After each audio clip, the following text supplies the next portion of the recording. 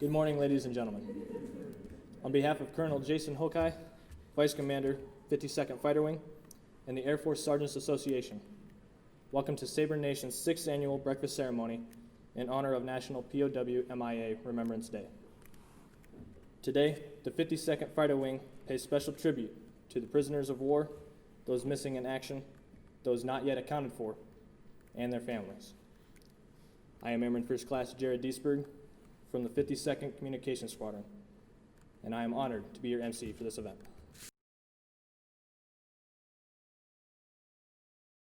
Ladies and gentlemen, please stand for the presentation of the colors, the playing of the German and American national anthems, followed by the invocation by Chaplain Redmond. Present the colors.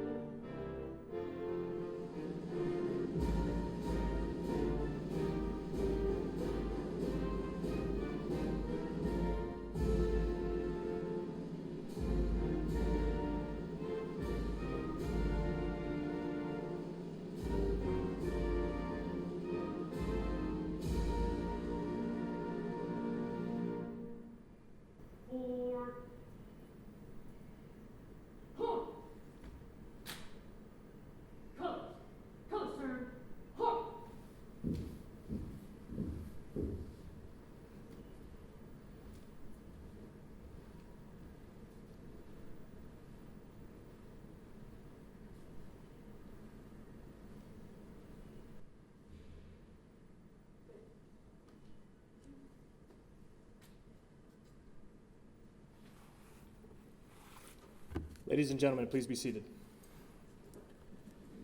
Thank you, Honor Guard.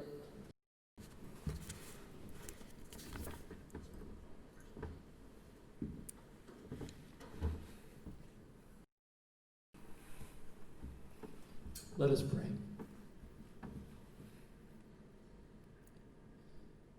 Lord, we have come here in keeping with our conviction. You are not forgotten. as we reflect on our military members who were taken as prisoners of war and those who went missing in action, I want to first of all lift up their families and close friends. Lord, their suffering is unique in that the question marks and the unknowns make it difficult to find closure, difficult to find healing, and difficult to find peace. I pray that they would experience your comfort and your healing and your peace that surpasses all understanding. I pray that you would surround them with those who would love them and encourage them and help them carry their heavy burden. And Lord, as we set aside time this morning to reflect on the sacrifices and suffering of our military members and families, may we be challenged to be faithful in our duty, doing our duty until our duty is done. And may we be challenged to not take a single day for granted. May we be challenged to not take a single moment for granted. Even now, as we assemble here comfortably, enjoying breakfast together, as we spend time with each other in conversation, may we not take any of these things for granted. For those who were captured, imprisoned, and mistreated, they could only dream of enjoying something like this. May we bring honor to this honorable event. I pray these things in your precious and holy name. Amen.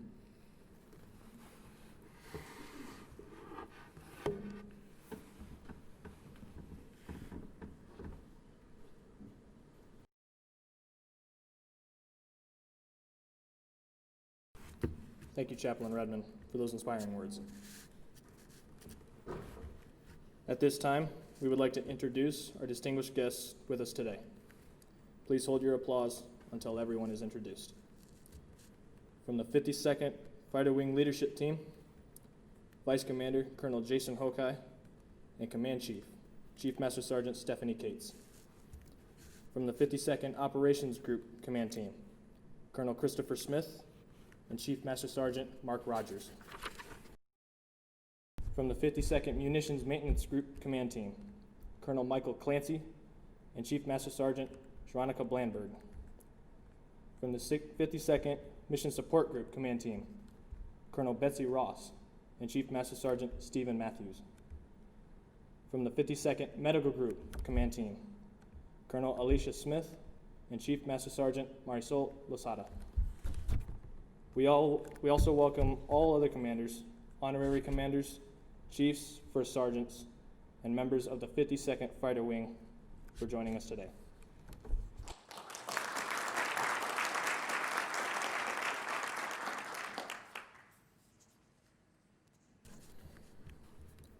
Ladies and gentlemen, those who have served and those currently serving the uniformed services of the United States are ever mindful that the sweetness of enduring peace has always been tainted by the bitterness of personal sacrifice. We are compelled to never forget that while we enjoy our daily pleasures, there are others who have endured and may still be enduring the agonies of pain, deprivation, and internment. Today, we remember and honor our brothers and sisters who became prisoners of war, and more than 82,000 Americans still missing in action from World War II, the Korean War, the Vietnam War, the Cold War, the Gulf Wars, and all other conflicts. Ladies and gentlemen, as you entered the dining area, you may have noticed the table at the front. It is reserved to honor our missing loved ones, so we never forget these brave men and women who answered our nation's call and served the cause of freedom in a special way. Set for 5, the empty places represent Americans still missing from each of the 5 services: Army, Marine Corps, Navy, Air Force, and the Coast Guard. The ceremony you are about to witness symbolizes that they are here with us, here in spirit.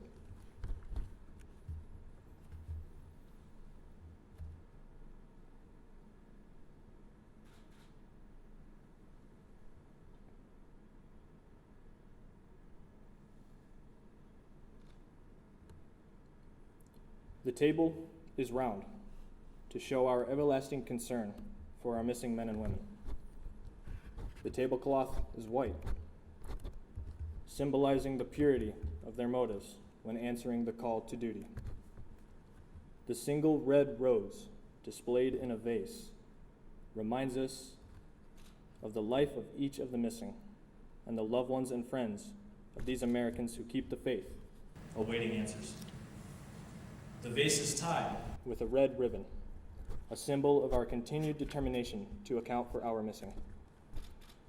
A slice of lemon is on the bread plate to remind us of the bitter fate of those captured and missing in a foreign land. A pinch of salt symbolizes the tears endured by those missing and their families who seek answers. The glasses are inverted to symbolize their inability to share this morning's toast.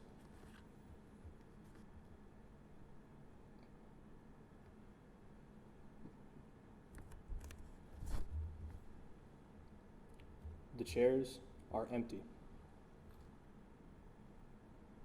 for they are missing.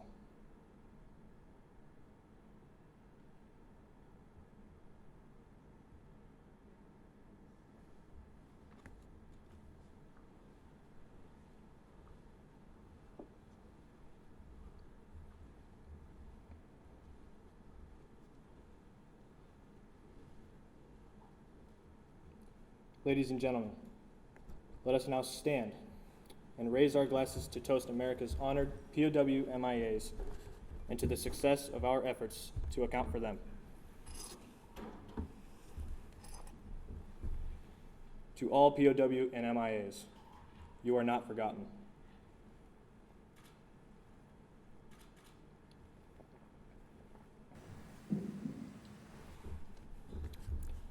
Ladies and gentlemen, please be seated.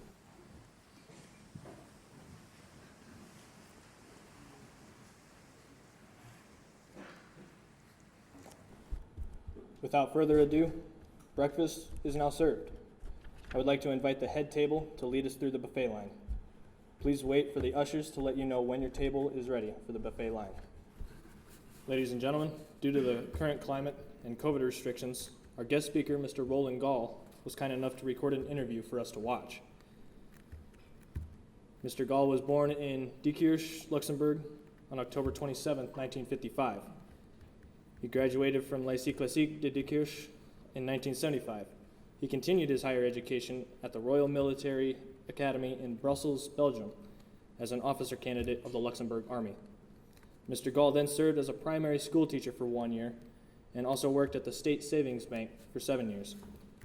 He began working at the American Embassy in 1986, where he became the local representative of the United States Information Service as the embassy's public liaison, information, and cultural affairs officer. From 1997 until 2004, Mr. Gall was the liaison officer at the Luxembourg Ministry of State. In this capacity, he participated in several international forums and was a key point of contact for security-related issues. In 2012, he became the director and curator of the National Museum of Military History in Diekirch, which he founded 30 years ago as a volunteer. Ladies and gentlemen, a pre-recorded message from Mr. Gall will now be played. Good evening, everyone. It's an honor and pleasure for me to introduce you tonight a little bit to a subject that happened 75 years ago, the famous Battle of the Ardennes, or Americans call it the Battle of the Bulge. Resulting, of course, in a great number of casualties on both sides, in a great number of POWs and missed in action. My name is Roland Gall. At some point I worked for the American Embassy and had lots of contacts with Springdale Air Force Base in those days. Thereafter I worked for the Luxembourg government and eventually also became the director of the National Museum of Military History in Diekirch, Luxembourg. That's where I live. And so now I'm retired, and my wife and I, we run tours, tailored tours, mostly for American families on the lookout, on the footsteps of basically what their ancestors, their dear veterans did during the Battle of the Bulge. Some of them, they have the personnel that's buried at the American Luxembourg Cemetery in Ham. So that keeps me busy all day around. Huh? So, I mean, basically to introduce the chapter, tonight let's have a, let's say, a gist of the Battle of the Bulge. After the successful landings on the beaches in Normandy on June 6, 1944, the Germans, after a couple of weeks, were in retreat. Okay, they went east, and they were pursued by the Allies from the north, the Canadians and the British, then the Americans and the French. That was basically the Western Front that fought in France as the Germans were fighting many little battles throughout France until perhaps late August 1944, August 24th, 1944, when the French capital, Paris, was liberated by American and French forces. By that time, most of the people who were still occupied here, Belgian, Netherlands, and Luxembourgers, knew that it was perhaps only a question of a few weeks, perhaps a few months, until the first Allies would get to the German border of Nazi Germany. And lots of Germans who living in the area where you are now, Spangdahlem Air Force Base or Pittsburgh, they were waiting for the Americans finally to come to put an end to this terror that Hitler and his Nazis had created. So the first American to set foot in Luxembourg here was exactly yesterday, September 9, 1944, so 76 years ago. And yesterday, last night, there was a small ceremony to commemorate Second Lieutenant Hyman Josephson, who eventually became the first American to cross over from France into Luxembourg, and unfortunately he was killed there. September 10, 1944, the capital, Luxembourg City, was liberated, and then we come to 9/11, 1944. And that's a date which is definitely, I mean, in the American but also in the Luxembourg memory. You remember it from later, but we remember 9/11, 1944, which was the date where the very first Allied soldier, also an American, set foot on mainland Nazi Germany, which was not very far from here, and it's in the Eifel, basically, after crossing the Ur River.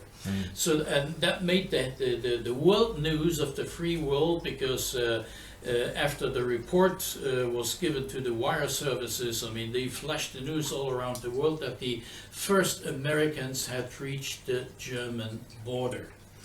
Well, of course, not just the first Americans. Way up in the north, the Canadians and the British, they had already liberated parts of the Netherlands and Belgium, and then tying in with the American forces, and further on south with the French forces. That was the Western Front that was just arriving on the German border, which the Germans, they called the Westwall, the Western Wall, or the Siegfried Line. If you, for instance, go a little bit further west from Spangdahlem or from Pittsburgh, you hit the Luxembourg-German, or way up north, the Belgian-German border, and you can still see remains of the German fortifications, the famous the Dragon's Teeth, or bunkers, pillboxes. Most of them, they are destroyed, but that was part of the German defenses of their western borders, which stretched for 630 kilometers from the Swiss border in the south all the way up following the Rhine, and then bordering with France, bordering with Luxembourg, bordering with Belgium, ending up at the Dutch coast. That was the western border, which in September 1944 the Allies had arrived.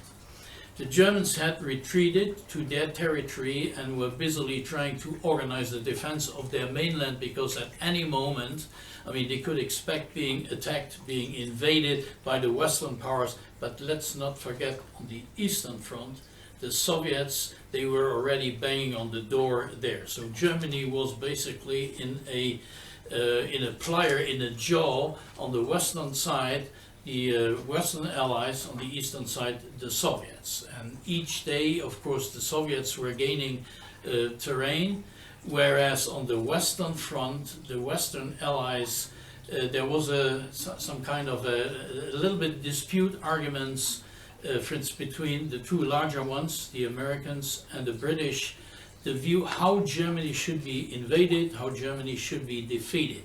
And the two main actors, General Eisenhower, Ike, and Montgomery, they were a little bit arm wrestling. They had different views.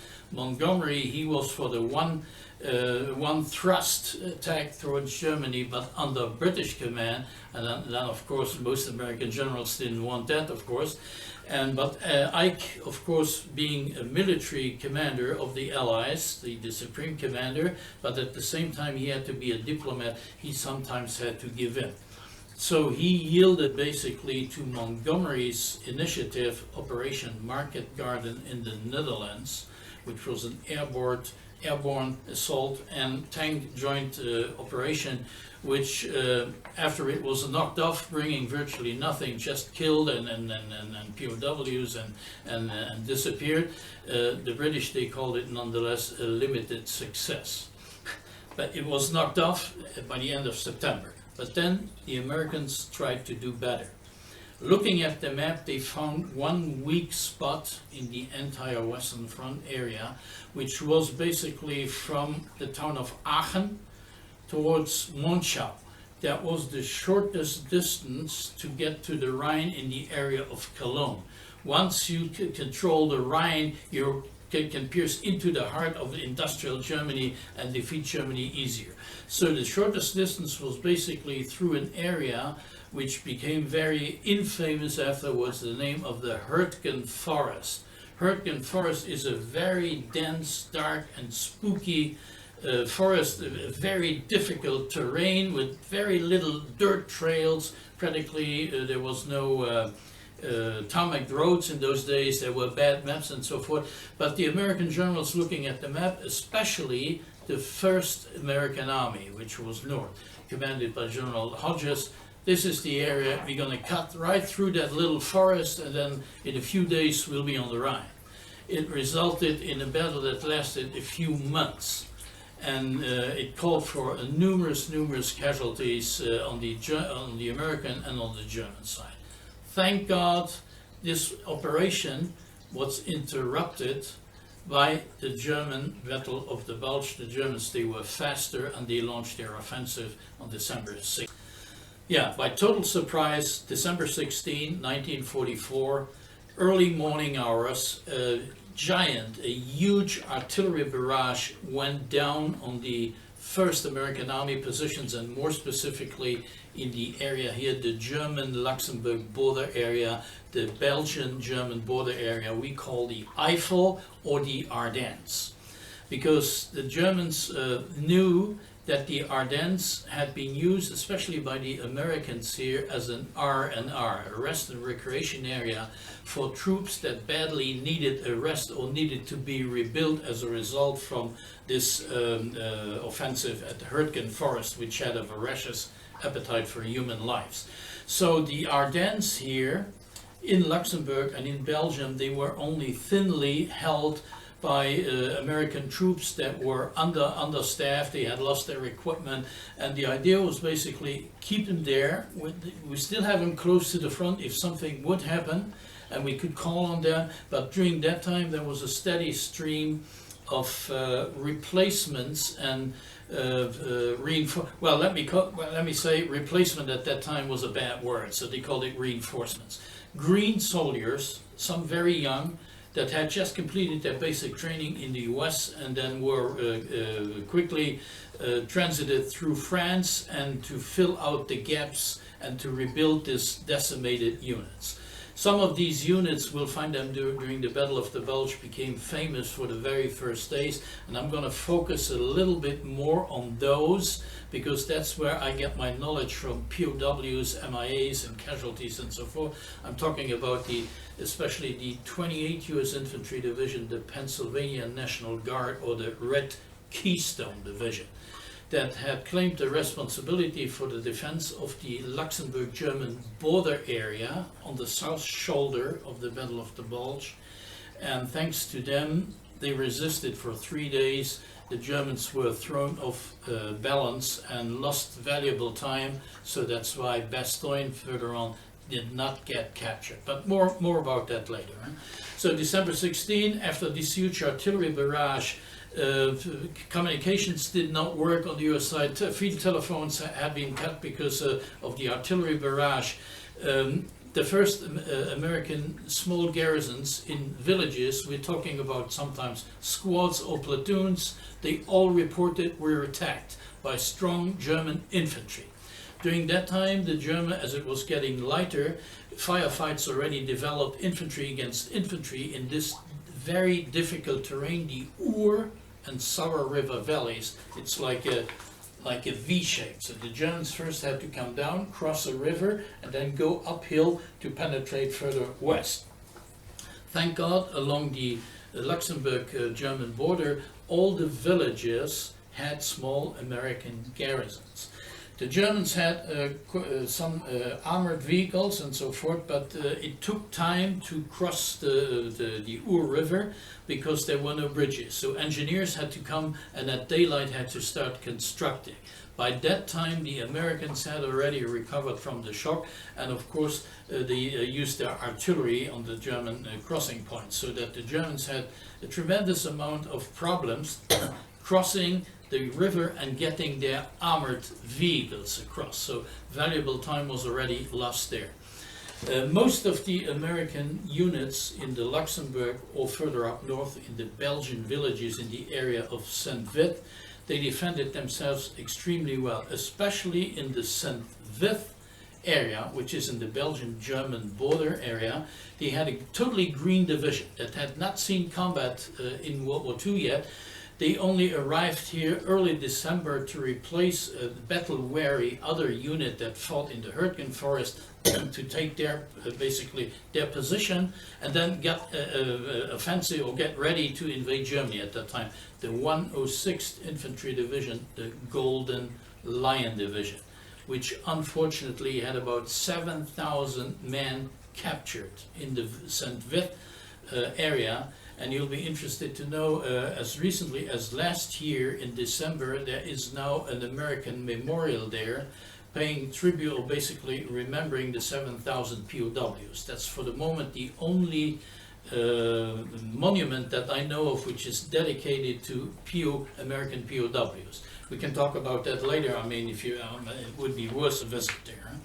So, the December 16, individual battles developed, and the American commanders further back down, they were trying to sort out sometimes contradictory reports because there was no clear picture. What the hell is happening? The Germans, the first day, made no real progress because the Americans defended themselves well. They had artillery support, which the Germans did not have after their artillery barrage. So it was infantry against American artillery and infantry. The same thing took place on December 17, but then the Germans had already basically surrounded some of the pockets of resistance, and those Americans who did not die there during combat, they had to give up, they had to surrender. So all along the Luxembourg-German and Belgian-German border, during the first 3 days, December 16 to December 19, quite a number of Americans became POWs. But let's come back then now to December 19, December 20th. The initial order that the Corps commander, at that time General Troy Middleton, 3-star general, who commanded the whole Corps defending this area here, he initially had issued the order, you hold at all costs. And that's what most of the American troops, well, all the American troops here, sometimes totally surrounded, outgunned, outmanned, they did until the last bullet, and those who did not die, they surrendered. So American POWs kept coming, basically, and the Germans who took them prisoner, they walked them through the Eifel, walked them, there was no transportation means because the Germans, it was their last gamble effort, they needed troops to guard them and they needed vehicles, for instance, for themselves. So all the American prisoners, they were walked under guard in direction of Bitburg and in direction of Traben-Trabar, so where they had at least, they had some kind of prisoner of war camps where they were field interrogated and so forth, and then normally they put them on trains, and the trains they all went east to the various stalags, the large POW camps where also they separated the officers from the NCOs and the enlisted men. Talking to a number of American veterans, and I have 2 interviews which I'll give to you, which you can present.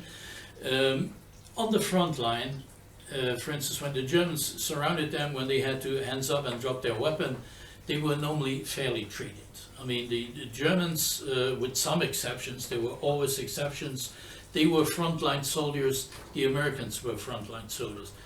For instance, the Germans felt probably sorry these men have been captured, and the Americans, they were, for instance, furious, or they were very, they were in tears. I've been captured, I couldn't do my job and so forth. But all Americans said that on the front line, they were body searched. Of course, they had to empty their pockets. In lots of cases, for instance, they had to present whatever they had as personal stuff, valuables, watches and so forth, rings, maybe photos of girlfriends and so forth. The Germans looked at it and normally put it back. It was rarely a case where a German frontline soldier stole an American POW's watch. But then, of course, they marched them, I mean, X number of kilometers until they were almost exhausted, because, as you know, the Eifel is a very difficult terrain, and they normally they guarded them in small civilian villages for X number of days, and so under guard there were no civilians, because the civilians had all been evacuated by the Nazi party further inland. Ladies and gentlemen, Colonel Jason Hokai, 52nd Fighter Wing Vice Commander, and our host, who will now provide closing remarks.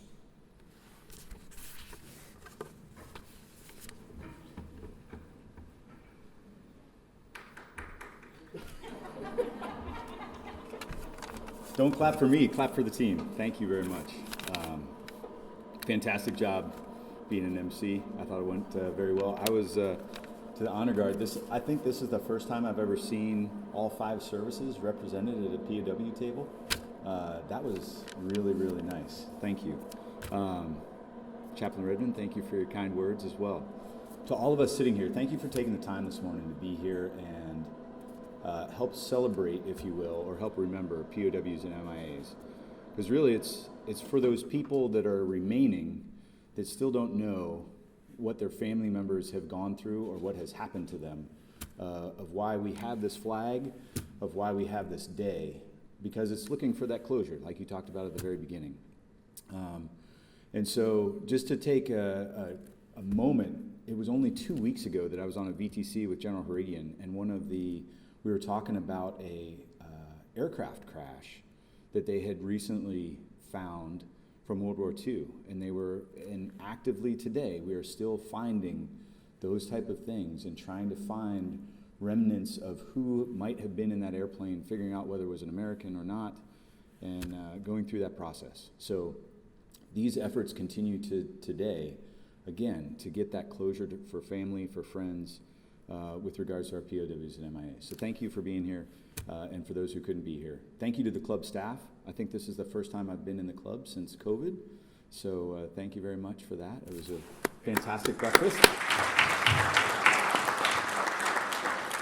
To our protocol and PA teams, thank you very much for making this a very successful event. And then really, we need to walk out of here remembering that we have put on the uniform. It could be one of us one of these times, sometime in the future, that is experiencing these type of things. But we're a part of a bigger service, we're part of a family, and we're definitely part of an effort that says we will not be forgotten, and we'll make every effort to return ourselves to our country and to our families. So again, thank you. Have a great Friday. Appreciate it.